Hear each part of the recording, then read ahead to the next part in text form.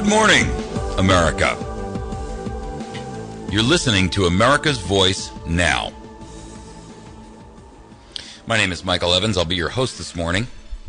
I'm going to talk about a number of issues, not the least of which is CISPA and the proposed internet sales tax, which is being shoved down our throats by a group of elitists and statists in Washington who want us to believe that we all have to do our part for the safety and financial security of America. I call it betrayal. I call it a violation of every aspect of our right to life, liberty, property, privacy, and to retain that for which we have worked so hard during the course of our lives. To be squandered by a government who's interested in buying votes of the hapless to continue their unrelenting fight against the United States of America. Folks, we are in a war, undeclared or otherwise, for the remainder of our republic. And I ask you to stand with us in these waning days of peace to help to defeat this enigma, this enemy from within. I'm not sure how we best accomplish that. I mean, I've thrown different ideas out there. I've given you that 90 days that will save the world or change the world. I've given you the principle and the idea that on July 4th of this year, we should cease making all monetary payments for all things, period. No more mortgages, no more car payments, no more taxes, no more money. Starve the beast. That's the principle. And I've had a lot of naysayers. You know, that video up on YouTube has garnered, 14,000 views. A lot of naysayers on there. You can't starve the beast, they'll just print more money. Well, I would disagree, because by their own statement, the 2.4% of growth cut that makes up the sequester has virtually brought us to a standstill. So I'm calling for a citizen sequester of government. Starve the beast. Stop waiting around for some knight in shining white armor to rise from the gloom and save us. If we're to be saved, it is us. There is only us. I mean, you may differ with me on the end goal and on the demands to be made. I've heard some people disagree with the demands, saying you can't get Congress and the president to resign, blah, blah, blah. Hey, listen, the fact of the matter is, we're either going to take the nation back by civil disobedient means, or we're going to go down into slavery. The choice is really yours. It's largely dependent upon what you want. Now, I suspect that there are a significant number of Americans who want to continue the feeding frenzy that Washington has engaged in everyone's mind. I mean, let's be honest. Significant percentages of our country are voting for their own personal benefit out of the largesse of our treasury, because they stand to gain personally. That's what it really comes down to. You've got a Congress that panders to that because they desperately want the votes to retain the jobs which enable them to have a thread of semblance of power and money. They don't want to lose the jobs they have. They're cushy. They're wonderful. They have the chair pulled out for them by the maitre d', and they are offered the finest bottle of wine in the house. They're introduced to beautiful young ladies, treated like they're royalty when they arrive at the theater. Everything is paid for. Their lives are comfortable. They've been assured of their personal security, despite whatever may happen to the teeming, unwashed masses below. And so basically they've abdicated their responsibility to us as citizens based on the fact that it's the what's in it for me principle of life. And I dare say to you that our founders and our framers would have been disgusted with the caliber of individual that we call a representative today. I can only imagine that our founders, if were they alive today, were you able to transport our founders to this particular time in space and give them, I don't know, a week or a month to absorb what's going on in our nation today, that they would be all for declaring an open and hostile war. Now, I don't believe we have to go there and or should.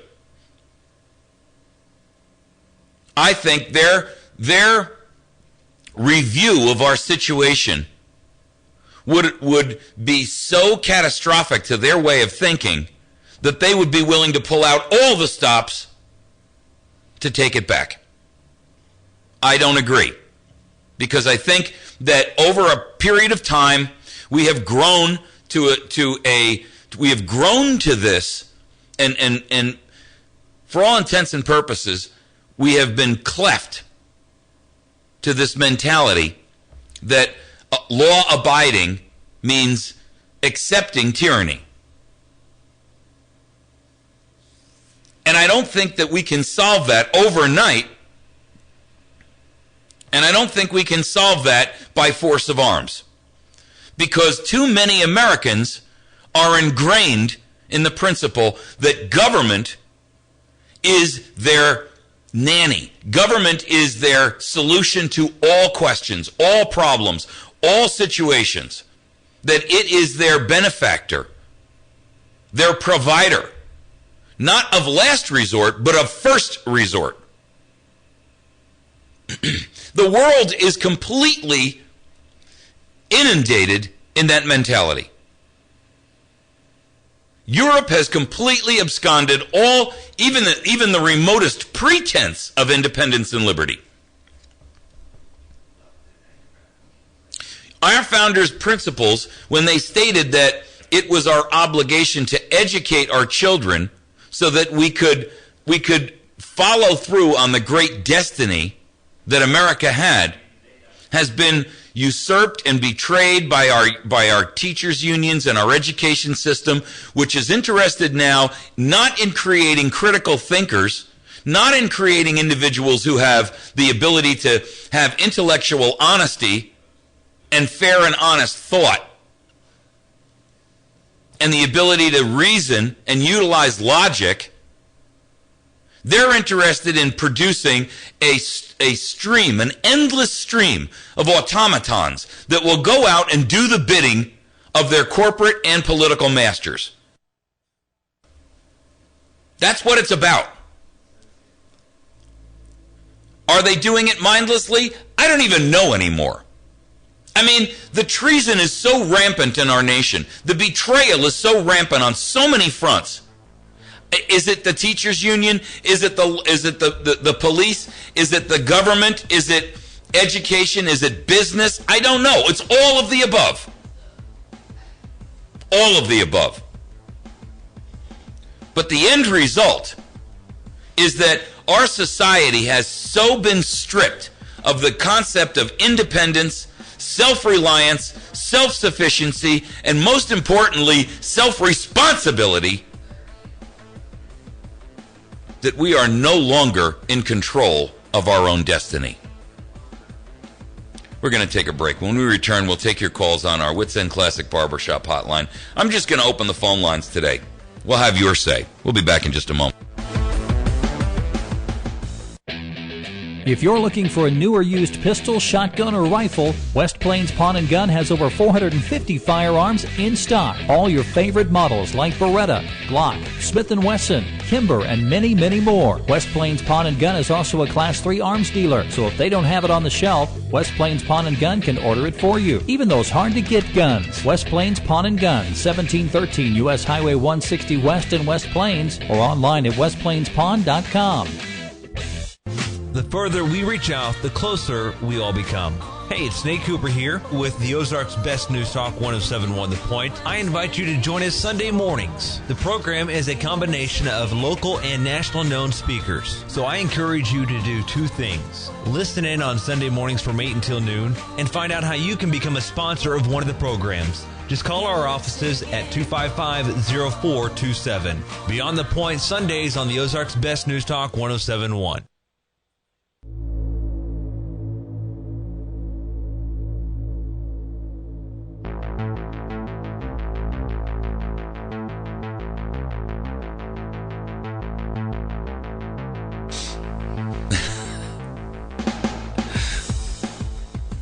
You're watching our streaming video. Cooper's afraid that they're going to pixel. He wants me to pixelate his view as he grabbed his bag from behind the the studio board here. He doesn't want Homeland Security to be able to see his image and attach it to a facial recognition scam. Oh, Lord, I'll tell you what. If it wasn't so serious, it would be funny. Where are we in the world where Americans are fearful of going out in public because facial recognition cameras are everywhere and we have to worry about their capturing our face? I tell you, I'm going to open the phone lines up this morning because there are a ton of stories out there. We've got all that stuff that was released out there by the Blaze yesterday in Glenn Beck. I don't really know where it all goes. I had client appointments yesterday and was unable to sit and listen to the entire thing. I know beyond a shadow of a doubt that something smells desperately wrong with everything about Boston. I don't know what it is. I don't know how to put my finger on it. I don't know where the problem lies, but we do know this. That this is a sloppy administration that consistently seems to be involved in underhanded tactics in a host of different areas that government should not be involved in. I offer you Benghazi. I offer you Fast and Furious. I offer you the Boston bombing. I offer you the questions that are still arising and still sitting out there in reference to the Newtown shootings. I don't want to play the conspiracy theorist, and I don't want to wear a tinfoil hat, but I got to admit, there's some awful questions that sit out there on all of these topics that we just cannot seem to get to the bottom of.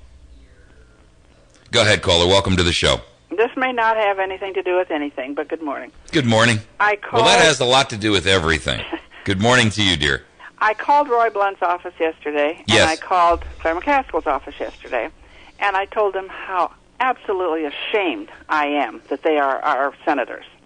Well, thank you. And Roy Blunt's office was cordial and took the message, but Claire McCaskill's office said, well, be more specific. What are you talking about? Why would you be embarrassed and shamed? And I said, well, let me think. I said, okay, if impeachment hearings came up or treason hearings came up out of the House, would Claire McCaskill vote for impeachment or treason? And he said, probably not. And I said, there you go. Well, and I applaud your courage and the courage of your convictions. Thank you. I will caution you and mention something.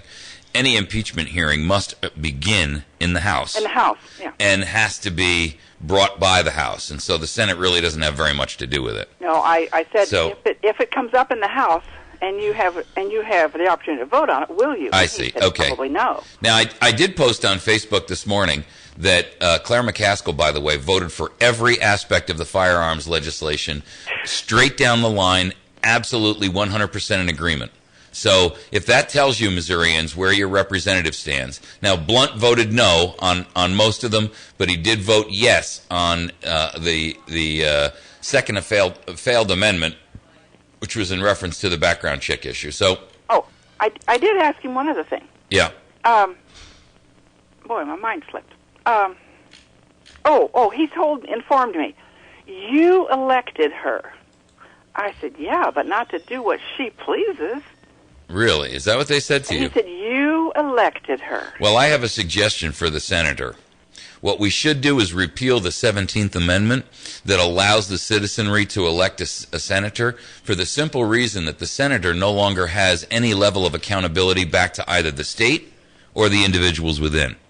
And so my suggestion, and I strongly call for a repeal of the 17th Amendment, allow our legislature to again appoint federal senators, because then our legislature has the right, the wherewithal, and the force of police power, if you will, to yank that senator back and say, excuse me, what is it you think you are doing over there in Washington? And they have the right to pull them back and call them out on the rug and say, you are either going to toe the line and do as we as a state want, or you are dismissed. Sounds like a good idea. Repeal the 17th Amendment. Lock, stock, and barrel. Thank you for your call. Thank you. Folks, I'm telling you, people say to me, well, what's the plan? What's the plan? There are so many of them out there. I threw out this idea about literally starving the beast. And a lot of people have supported it, but there's a lot of idiots up there who go out there and throw this nonsense around.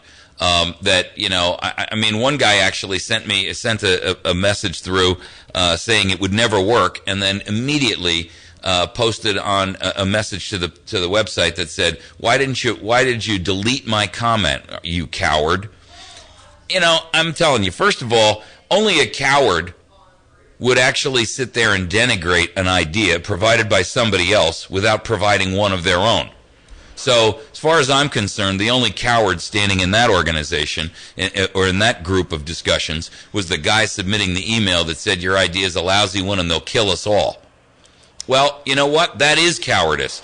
Because truthfully, if Americans aren't willing to step up and put their lives and their fortunes and their sacred honor on the line, we have already lost our nation. Go ahead, caller. Mike, how you doing? I'll tell you what, man, I love your candor and resolve. I think you do a wonderful job. I've just been listening to you for the last couple of weeks, so you're awesome. Well, I appreciate your support. Thank you. You're very welcome, sir.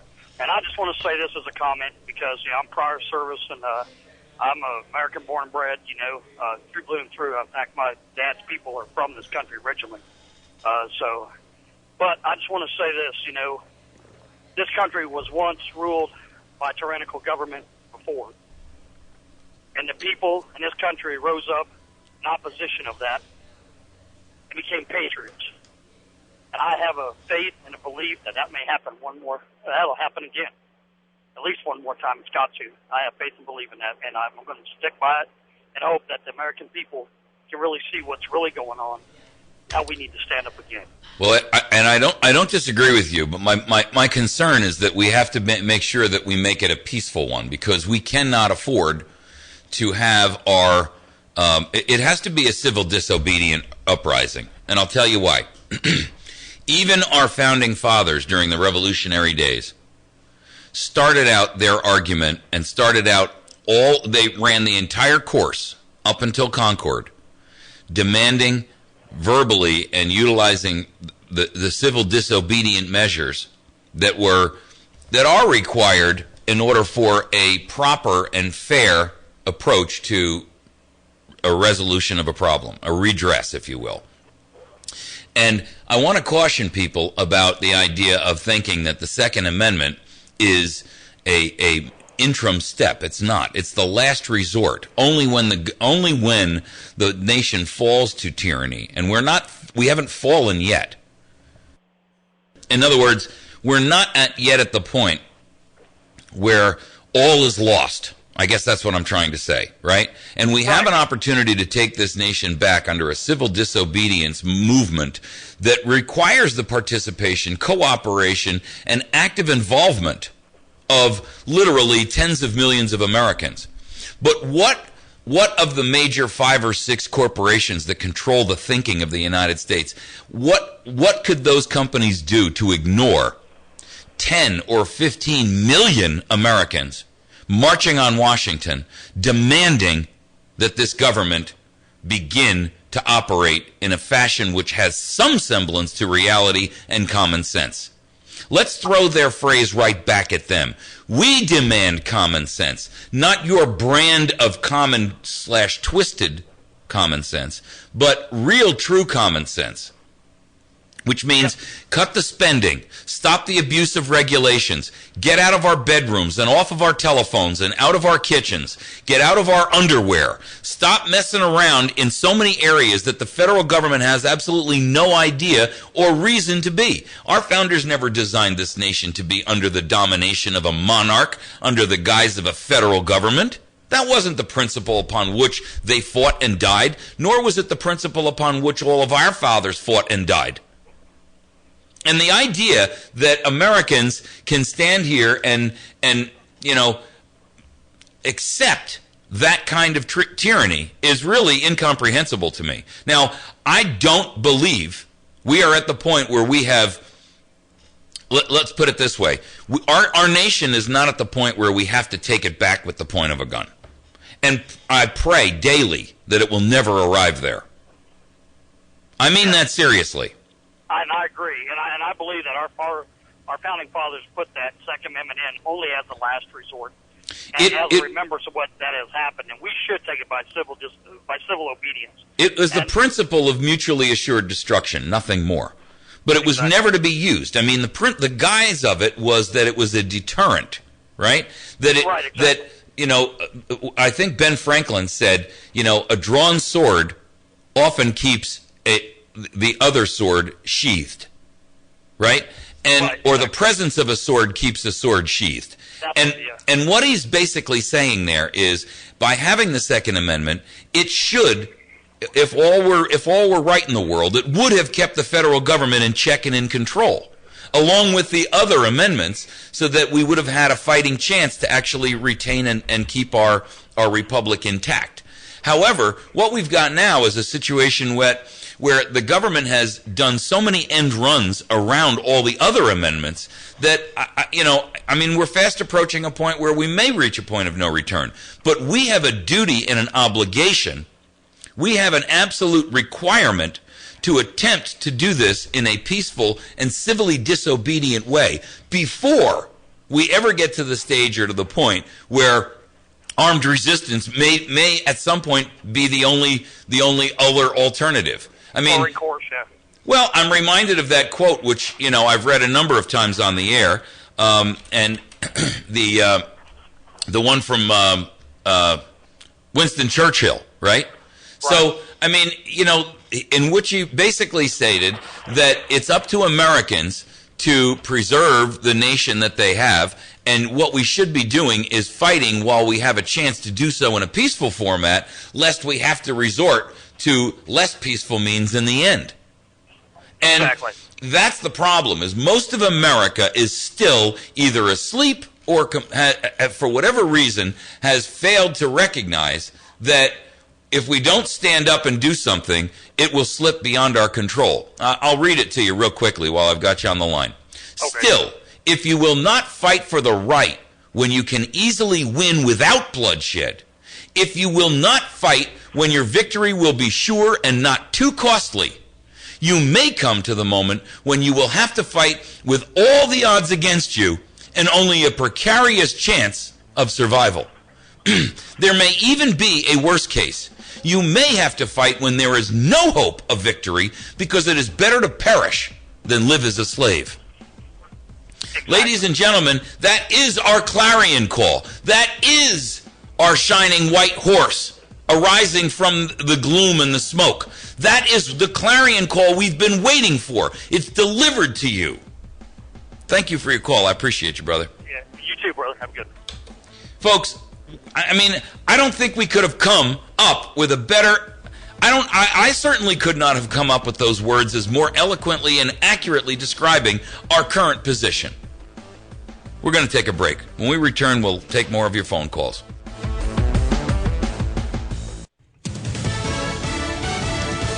Fox News Radio, I'm Lillian Wu. New charges may be coming for the wounded, surviving marathon bombing suspect who will face a criminal trial. Charges for Dzhokhar Tsarnaev include using a weapon of mass destruction. He's been read his rights. No doubt the people hurt in last week's attack, like this man, will be watching closely. It's personal for me. He tried to kill me and the girls I was with.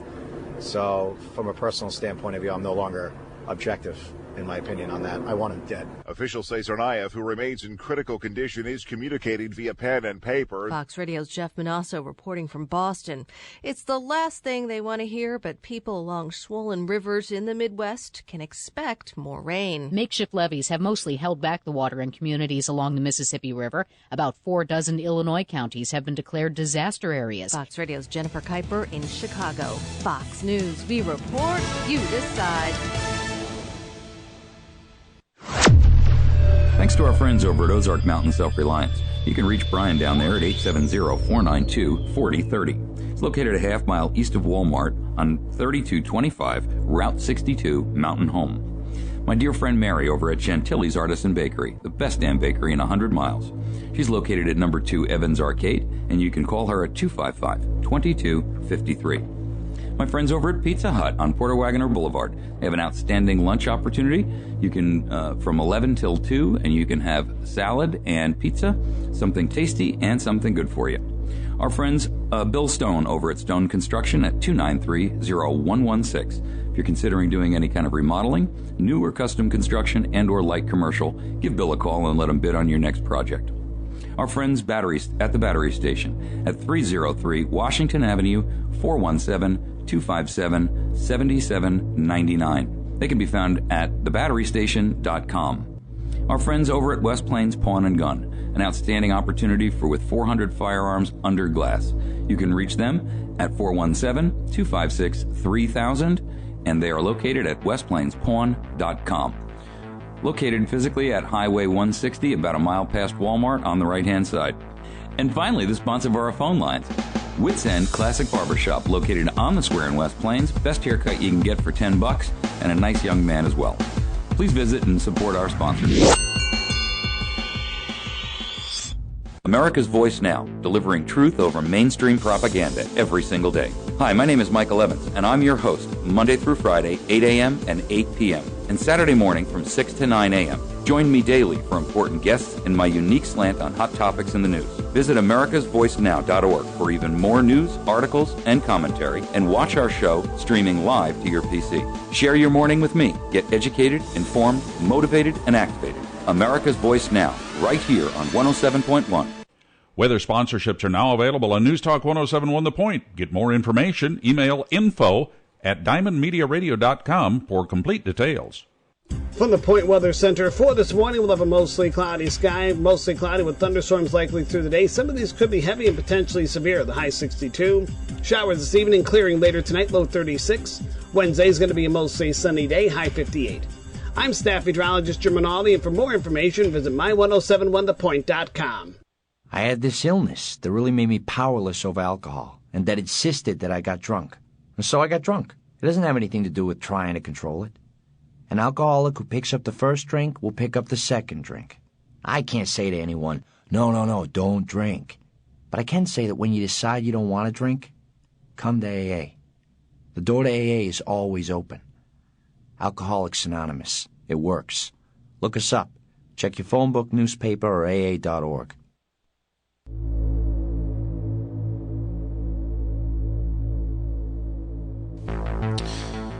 You know, in the scenario of a slave who is being beaten by his overseer, you have the mental picture of the slave being beaten and turning around and saying, please, master, stop, no more.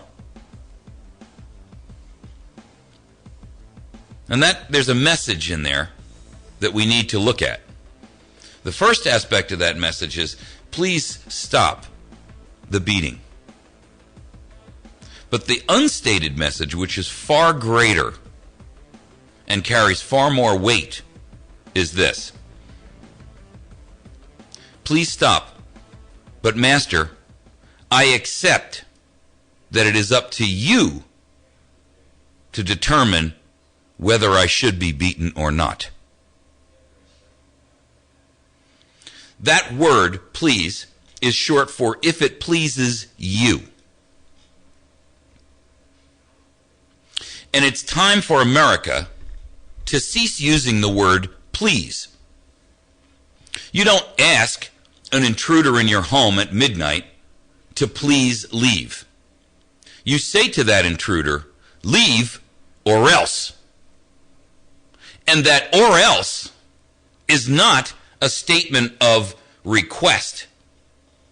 It's not an interrogative. It is a demand. And you back that demand with action which you are capable of and which will have an effect. Here's the difference. The vast majority of Americans out there right now are saying this. Please stop oppressing us. Please stop passing legislation that enslaves us, monitors everything we do, tells us what to do, what to think, where to go, how to act, what to wear, what we can say, what we can't say. Please stop passing oppressive regulations. Please stop taxing us to death.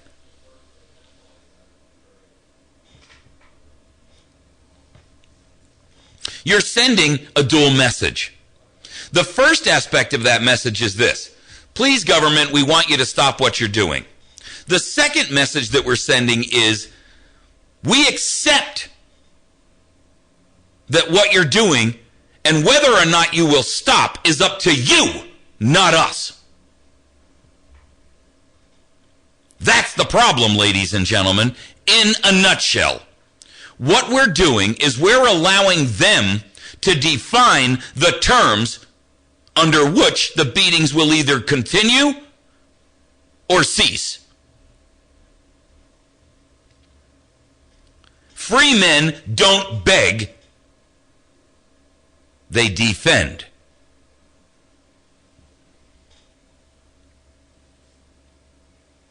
Our obligation, our responsibility is not to continuously beg those in power to cease their abuse of us. Our obligation is to demand it. How do we accomplish that? Well, I don't know. There are a host of different ways. I'm only one guy. And I've often said I would rather have literally, in most cases, when you talk about resolving a problem, you say, I want as many brains working on this problem as possible. Well, I would rather that there be literally hundreds or thousands or even millions of brilliant Americans with creativity, ingenuity, thinking that's outside the box, working on these problems. But I've got to ask you, where are you all? Where is the creativity and the great ingenuity of America? Where is it?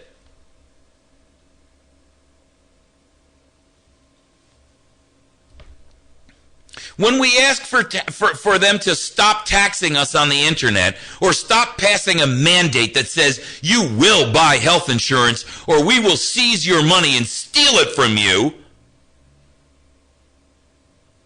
and we say, please don't do that, Congressman, we're asking you to vote in our best interest and stop betraying us, what we're saying is we accept that it's up to you whether or not you stop.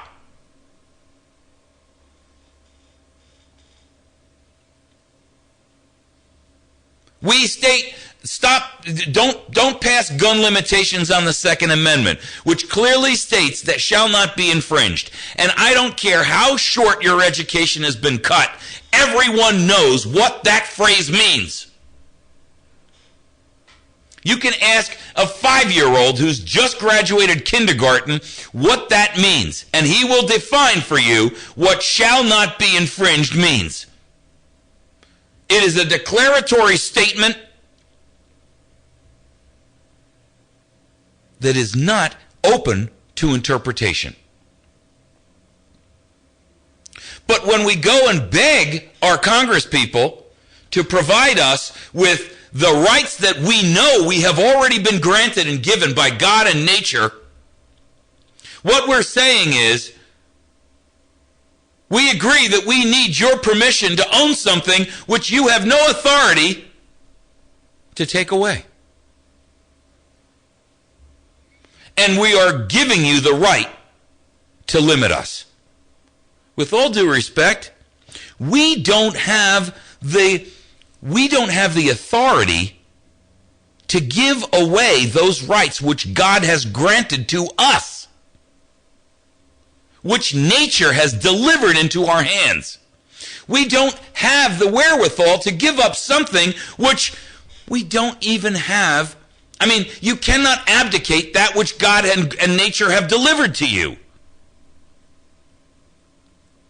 even if you willfully try. There's no waiver for that.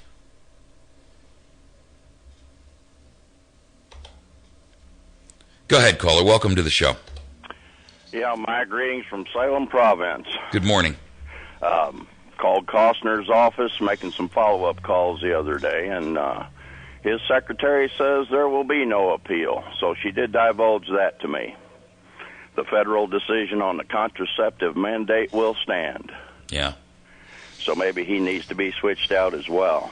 They all need to be switched out. I could count the number that don't need to be switched out on one hand. And for those, that's and again, I throw out, why are we asking these people to not take our money from us and use it for a principle which we don't agree with? I mean, you wouldn't sit there and allow your child to say to you, Mom and Dad, I need $100 because I've got to go out and get some ammunition that I'm going to use to kill our neighbor. You wouldn't allow that. Nope. Now, how dare we allow our child, the federal government, and it is our creation, and it is our property, and it is our progeny. How dare we allow that child to stand up and say, I don't care whether you want to give me the $100. I'm demanding it, and I will point the gun at you if you don't. Yeah, Mike, also, in the State House here, second session's about to close. They went ahead and got gun bill number 3. Unless I missed one, I've been trying to pay attention. Of course, we got guns back in the churches, CCW permit protection. Okay, now, Joe, with all due respect, this is a much bigger issue than what State House is doing this and that and the next thing. I mean, this is an issue which requires immediate action on our behalf, not whether or not, again, you're missing the point. We're begging them for our rights.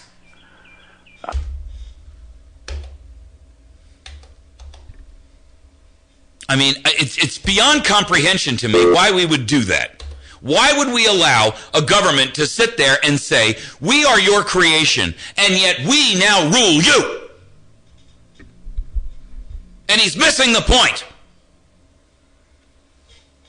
The point is that when we allow the slave to become the master, we have lost. Go ahead, caller.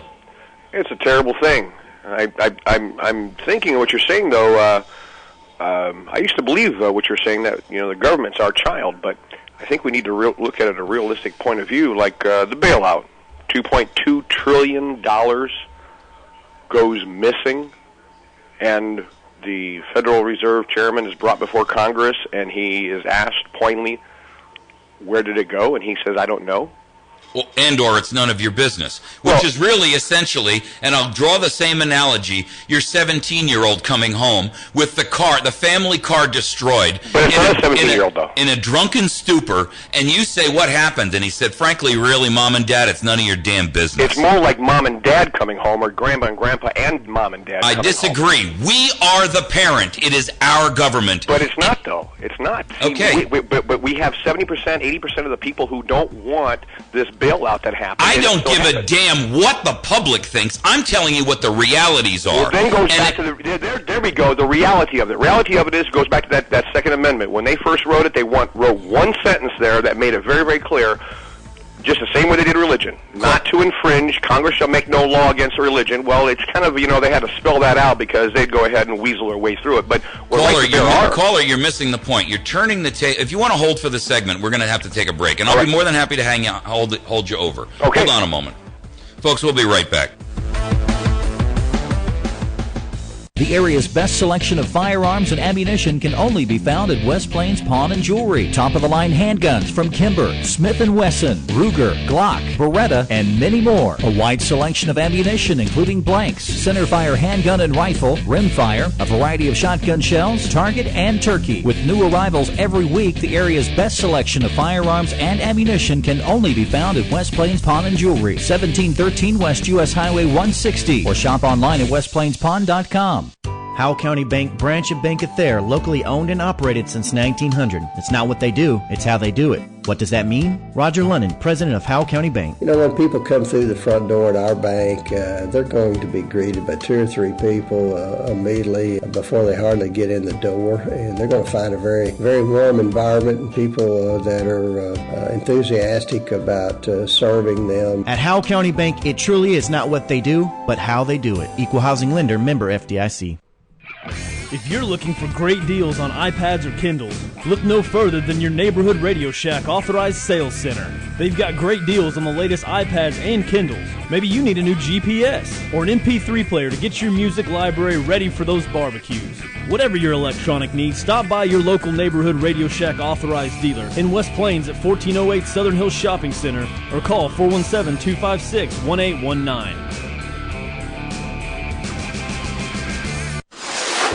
Last time on the Dennis Miller Show. At an event thrown by the website Politico, Bill Gates said, quote, "Some days I wish we had a system like the UK, quote, to give Obama more power."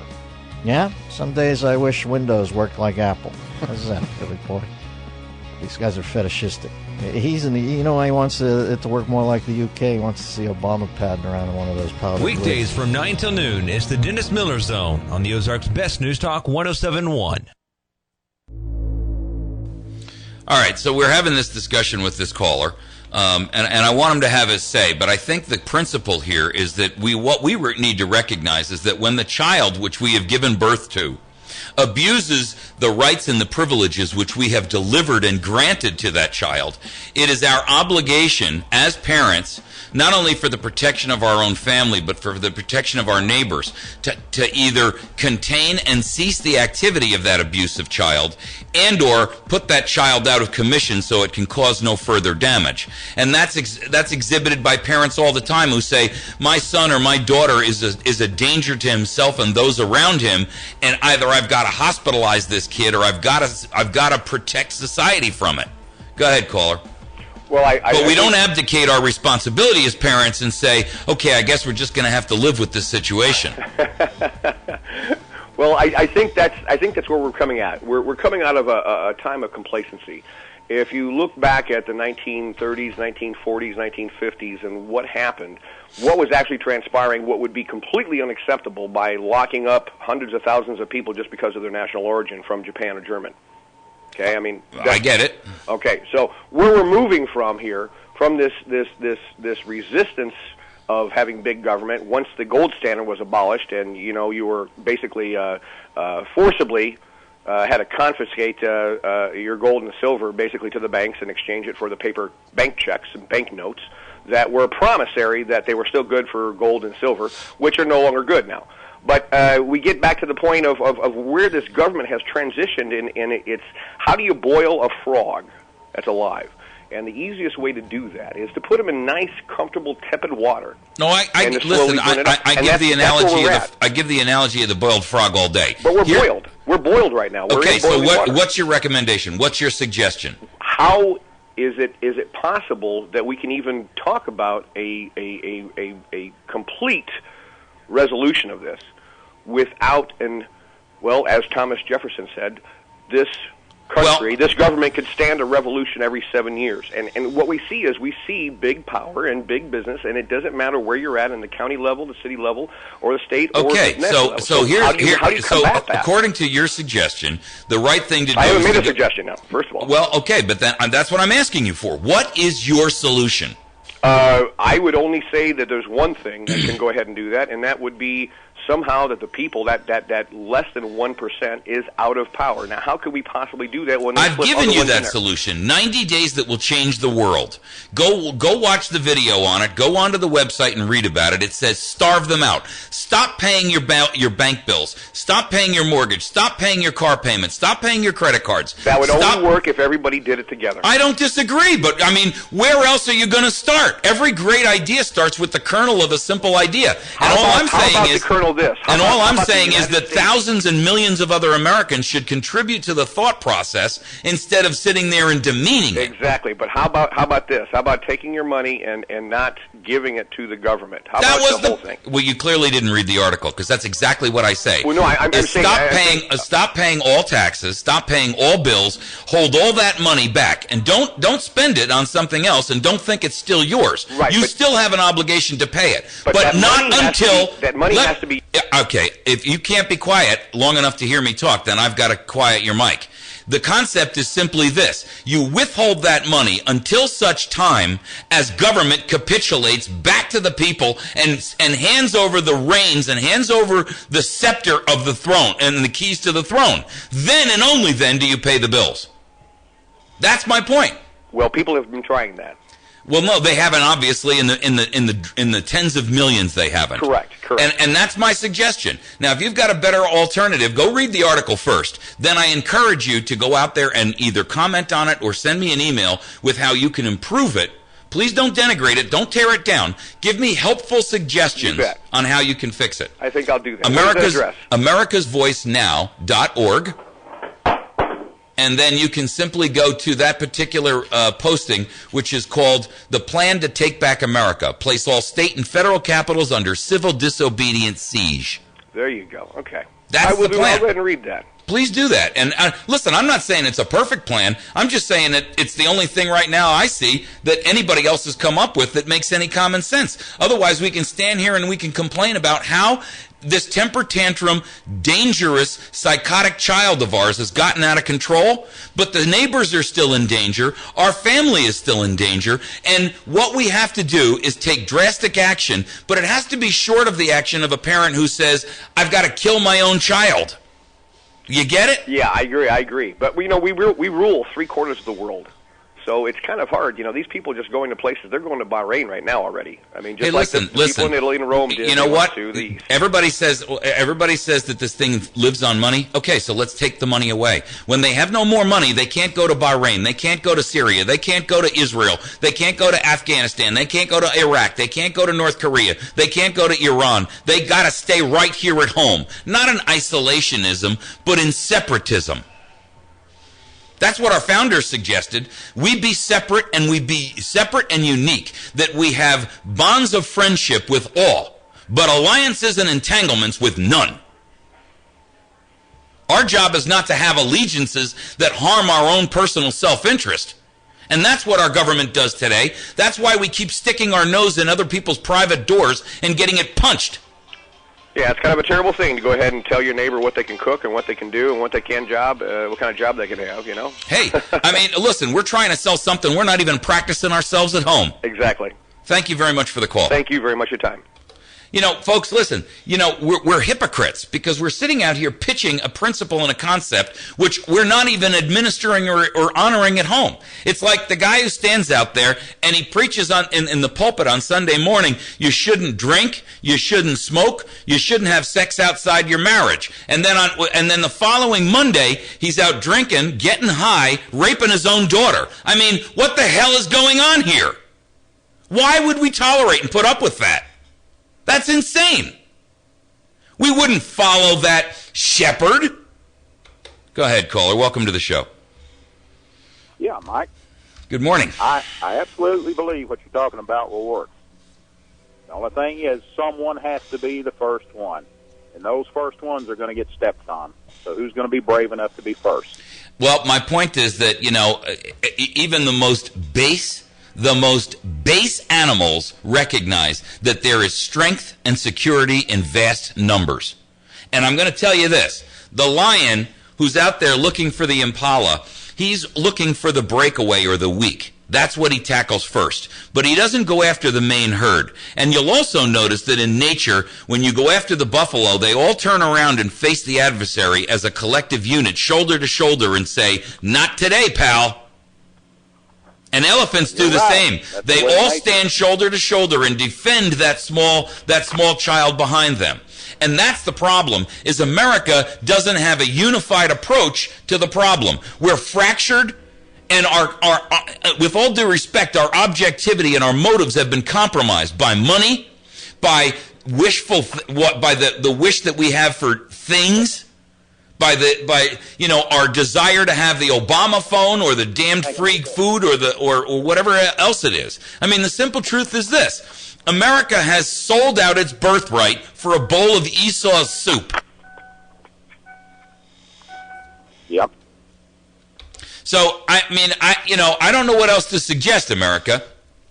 We either have to take this thing back using civil disobedience. So I'm going to finish the analogy of the family. You, as a husband and wife, have a troubled child. You've got 4 other kids. You've got one child who has obviously got problems, mental disease. He is psychotic. He is dangerous. He is a sociopath. He has proven himself to be unreliable as an individual around other individuals because he has caused harm and hurt and loss of property value and maybe hurt individuals. So what do you as a parent do? Well, first of all, you have tried all the different methods of correction. You've talked to the child. You've suspended him. You've grounded him. You've taken away his privileges. But it's all gone to naught. It's all gone for naught. None of it seems to work. So what do you do? Well, at some point in time, you have to say, if I continue to allow this child to live in the same society, they are going to bring irredeemable, incorrectable harm to someone else. Maybe another member of our family, maybe the neighbor, maybe a guy across town, maybe somebody on the other side of the country. But this kid is too dangerous to be in our community and in our society. And then you have an obligation to do one of two things. You can take your family household pistol and you can blow your own son away, which would be a tragedy in and of itself, because you've destroyed the union and the family which you have created. Or you can attempt to have this child put in a place where it can do no further damage and bring it under control. I advocate taking that child, while it may be painful, while the rest of the family may even doubt the principle of what you're about to do, while they may question your sanity, I think that you as the parent make a determined decision to say, today I must do what is right to protect my family, my community, my society from pure and inherent evil. And you put that child behind bars. You separate that child. You put them in an institution. You separate the danger from the community. And we owe ourselves and our nation no less a duty. We owe them the ability to say, we are going to take the tough love approach, if you will, and we're going to take this petulant, psychopathic, dangerous, and sociopathic child, and we are going to have to rein it in, regardless of the damage and the cost to us as parents and the anguish which we will feel. That's our obligation, because it allows our other 4 children to grow up in peace and in harmony in a home that is not dysfunctional and constantly under assault. You're listening to America's Voice Now. My name is Mike Evans. Please visit us on the web at americasvoicenow.org, facebook.com/America's Voice Now, and youtube.com/America's Voice Now. We are the Ozarks' best news talk, KBMV.